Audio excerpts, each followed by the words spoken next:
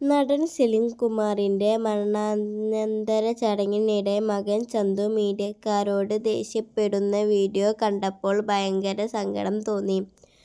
സ്വന്തം പിതാവാണ് മരിച്ചു കിടക്കുന്നത്.